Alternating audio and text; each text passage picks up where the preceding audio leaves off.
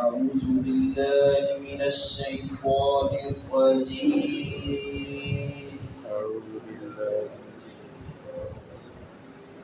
بسم الله الرحمن الرحيم. ضرب الله مثلا رجلا فيه شركاء متشاكسون ورجلا سلما لرجل هل يستويان مثلا الحمد لله بل أكثرهم لا يعلمون. إنك ميت وإنهم ميتون ثم إنهم يوم القيامة عند ربكم تختصمون. رسالے اللہ رب العزت نے قرآن حکیم کے اندر کئی مقامات پر بیان کیے. یہاں بھی اللہ رب العزت نے مشرک اور موحد کی مثال بیان کر کے بات کو واضح کیا ہے کہ مشرک جو ہے جو کئی لوگوں کا زار خرید ہے اور کئی لوگوں کو اس نے راضی کرنا ہوتا ہے، جو اللہ کے ساتھ اس نے شریک ٹھہرا رکھے ہیں. کبھی اس کو راضی کر رہا ہے، کبھی اس کو کر رہا ہے، کبھی کسی کو حالانکہ وہ راضی نہیں ہوتے. ایک کو راضی کرتا ہے دوسرا ناراض ہو جاتا ہے، دوسرے کو راضی کرتا ہے تیسرا ناراض ہو جاتا ہے. جن کی وہ عبادت کر رہا ہے، جن کی پوجا پاٹ کر رہا ہے، جن کو سمجھ رہا ہے کہ یہ ہمیں اللہ کے قریب کرتے ہیں، یہاں صرف پتھر مراد نہیں ہے. جس کسی کو بھی سمجھا جا رہا ہے کہ یہ ہمیں اللہ کے قریب کرتے ہیں، یہ سمجھا جا رہا ہے کہ ساڑھی کی راہ پکے، یہ غلط ہے، یہ شرک ہے. نبی اکرم صلی اللہ علیہ وسلم نے بھی سختی سے منع فرمایا. آپ نے فرمایا یا معاذ لا تشرک باللہ قتلت او حرمت. معاذ بے شک تجھے جلا دیا جائے، بے شک تجھے قتل کر دیا جائے، اللہ کے ساتھ کسی کو شریک نہ ٹھہرانا. اب جو مشرک ہے وہ جن کی پوجا پاٹ کر رہے ہیں ان کو راضی کرنے میں کھلا ہوا ہے، حالانکہ وہ راضی نہیں ہوئے. اور دوسری طرف موحد ہے جو اللہ رب العزت کے علاوہ، اللہ رب العزت کے سوا کسی کی عبادت نہیں کرتا، اللہ کے علاوہ کسی کے آگے سجدہ ریز نہیں ہوتا، اللہ کے علاوہ کسی کے آگے ہاتھ نہیں پھیلاتا ہے. اس کی قولی، مالی، بدنی، جنی عبادات اللہ رب العزت کے لیے ہیں. تو اتنا فرق ہے، اس پر اللہ رب العزت ناراض ہے، اس پر اللہ رب العزت کا غضب ہے، اس پر اللہ رب العزت راضی ہے. یہ موحد ہے، وہ مشرک ہے. تو اللہ رب العزت نے مثال سے واضح کیا ہے کہ یہ دونوں برابر نہیں ہو سکتے. وہ جن کو اپنا شریک ٹھہرا رہا ہے، جن کی وہ پوجا پاٹ کر رہا ہے، جن کے ذریعے سمجھتا ہے کہ میں رب کے قریب ہوں گا، وہ تو آپس میں لڑ رہے ہیں. وہ چاہتی ہے کہ یہ میرا زیادہ من کر رہے، دوسرا چاہتا ہے میرا زیادہ من کر رہے. ہر کوئی کھینچا تانی پہ لگا ہوا ہے. لیکن موحد انسان کو کسی کا کوئی ڈر نہیں، کسی کا کوئی خوف نہیں. وہ اللہ رب العزت کی رضا کے لیے اور اللہ رب العزت کی عبادت کرنے کے لیے دن رات جو ہے وہ لگا ہوا ہے، اور اس مشن کے لیے وہ اس نے اپنے آپ کو وقف کیا ہوا ہے.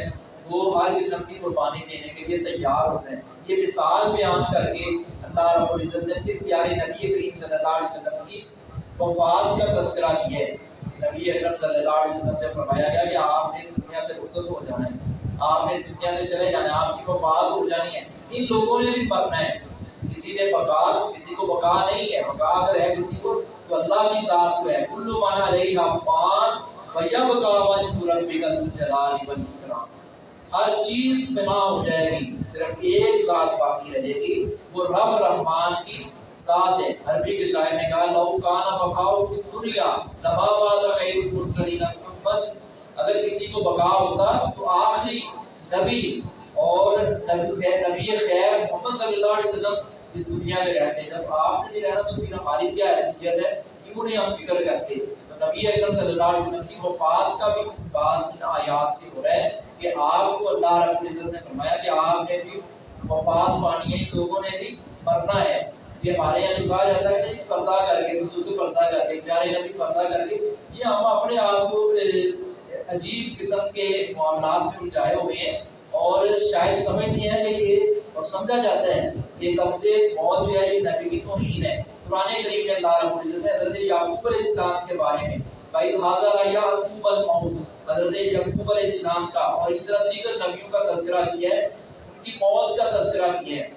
لیکن موت میں فرق ہوتا ہے۔ سیدہ عائشہ صدیقہ رضی اللہ تعالیٰ عنہا فرماتی ہیں کہ نبی کریم صلی اللہ علیہ وسلم نے جب یہ بات فرمائی کہ جو اللہ رب العزت سے ملاقات پسند کرتا ہے اللہ اسے پسند کرتا ہے، اور جو اللہ رب العزت کی ملاقات کو ناپسند کرتا ہے، یعنی جو مرنا ناپسند کرتا ہے، اللہ رب العزت اس کو ناپسند کرتا ہے۔ حضرت عائشہ فرماتی ہے اللہ کے رسول ہم میں سے تو کوئی بھی نہیں ایسا ہوگا دنیا میں جو یہ پسند کرتا ہو کہ میں مر جاؤں، دنیا سے چلا جاؤں۔ آپ نے فرمایا نہیں عائشہ، ایسے لوگ ہیں جن پر رب راضی ہے، جب ان کو موت کا پیغام آتا ہے اور پھر وہ خوشی سے موت کو گلے لگاتے ہیں اور تسلیم کرتے ہیں، کرنا تو پڑتا ہی ہے، لیکن ان کو خوشی ہوتی ہے کہ میں اپنے رب سے ملاقات کرنے والا ہوں۔ اور ایک حدیث شریف میں آتا ہے آپ نے فرمایا موت جو ہے مومن کے لیے تحفہ بن کر آتی ہے۔ نبی اکرم صلی اللہ علیہ وسلم کی وفات اور عام انسانوں کے امتیوں کی وفات بڑا فرق ہے۔ اپنے اوپر ہم اس چیز کو جو ہے پرکھتے ہیں، بولتے ہیں، وہ جو تصور ہمارے اندر ہے نا، ہمارے اپنے بارے، نعوذ باللہ نعوذ باللہ، نبی صلی اللہ علیہ وسلم تو بڑے اعلیٰ ہیں، آپ سے اعلیٰ کوئی نہیں ہے۔ لیکن اس کا مطلب کیا ہے کہ لفظ موت جو ہے یا لفظ وفات جو ہے وہ نہ بولا جائے پیارے نبی کے لیے، یہ کوئی توہین والا لفظ نہیں ہے۔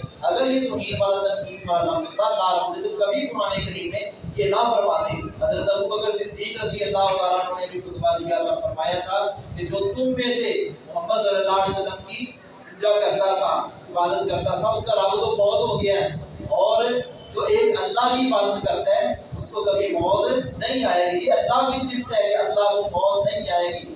اللہ کی ذات موت کو آرڈر کرنے والی ہے، لیکن اللہ کو خود موت نہیں آتی۔ اللہ نے ساری خامیوں سے، کجرویوں سے، ٹیڑھ پن سے اور یہ جو چیزیں مخلوقات کے ساتھ اللہ نے سب چیزوں سے بری اور پاک ہے۔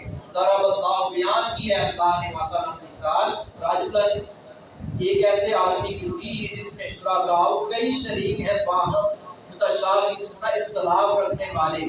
وہ شخص، اس کی مثال اللہ نے بیان کی ہے کہ جس نے دوسروں کو شریک ٹھہرا رکھا ہے اور وہ آپس میں جو ہے اختلاف رکھتے ہیں، وہ جن کو وہ پوجا پاٹ جن کی کر رہا ہے، جن کو کچھ کر رہا ہے، وہ آپس میں ان کی نہیں بنتی، وہ آپس میں اختلاف رکھتے ہیں۔ براجل، اور ایک ایسے آدمی کی سالمن جو خالص سالمن جو خالص ہے ایک ہی آدمی کے لیے، یعنی کہ ایک ہی آدمی کے لیے جو خالص ہے، یعنی وہ اللہ کی ذات کے لیے وہ بندہ خالص ہے، ایسا آدمی، ایسا شخص اللہ کی ذات کے لیے خالص ہے۔ دوسرا ہے کوئی کسی کے لیے، مختلف لوگوں کے لیے، یہ ایک اللہ کے لیے خالص، حل یستویان مثلا، کیا وہ دونوں برابر ہو سکتے ہیں؟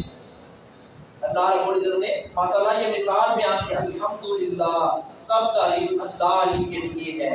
نبی کریم صلی اللہ علیہ وسلم کی زبان سے یہ الفاظ نکلوائے ہیں اور اللہ کے لیے ہر قسم کی تعریف ہے۔ کیوں؟ پیارے نبی صلی اللہ علیہ وسلم نے عقیدہ توحید کی نعمت پر اللہ کا شکریہ ادا کیا ہے۔ ہمیں بھی اللہ کا شکر ادا کرنا چاہیے۔ اللہ نے درباروں، خانقاہوں کی پٹی چاڑنے سے اللہ نے ہمیں محفوظ رکھا ہے۔ اللہ نے ہمیں صرف اپنے آگے جھکنے کی توفیق عطا فرمائی ہے۔ بل اکثرهم لا يعلمون، بلکہ ان کے اکثر علم نہیں رکھتے۔ انک میت بلا شبہ آپ وفات پانے والے ہیں، بلا شبہ آپ بھی مرنے والے ہیں، بلا شبہ آپ وفات پانے والے ہیں۔ وفات پانے والا ترجمہ جو ہے یہ مناسب اور اچھا لگتا ہے۔ بعض نے اس کی ترجیح دی، پر لفظ میت کا ترجمہ مرنے والا بھی کیا ہے، لیکن بعض نے یوں ترجمہ کیا ہے بلا شبہ آپ نے بھی وفات پانی ہے اور ان لوگوں نے بھی مرنا ہے۔ بات وہی ہے، لیکن یہ الفاظ کا انتخاب ہے، چناؤ ہے رسول اکرم صلی اللہ علیہ وسلم کے لیے۔ فَإِنَّهُمْ بلا شبہ وہ بھی میتون، مرنے والے ہیں۔ آپ نے بھی وفات پانی ہے، یہ سارے مرنے والے ہیں۔ اہل کفر، کفار مکہ، یہ خواہش رکھتے تھے کہ نبی کریم صلی اللہ علیہ وسلم وفات پا جائیں، آپ دنیا سے چلے جائیں، آپ کا مشن ختم ہو جائے گا۔ کیوں؟ آپ کے بیٹے چھوٹے چھوٹے بچپن کی حالت میں وفات پا گئے، پیچھے کون ہے جو ایک اللہ کی دعائی دیتا تھا؟ کوئی بھی نہیں ہے۔ جو ایک اللہ کے بھائی دینے والے ایک رسول اکرم صلی اللہ علیہ وسلم ہے نا، وہ چلے جائیں گے، ان کی وفات کی، آپ کی وفات کی تمنا کرتے تھے مکے کے کافر.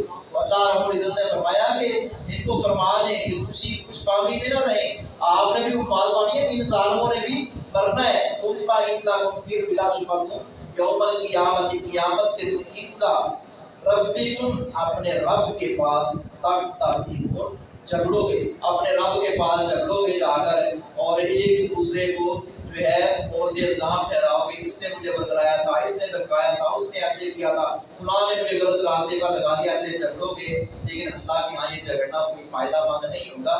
وہاں پھر اللہ رب العزت فیصلہ ہے وہی سنائیں گے، اور اس طرح انصاف والا فیصلہ ہے. اللہ رب العزت ہمیں اس دن کی سختی سے محفوظ فرمائے. ہمارے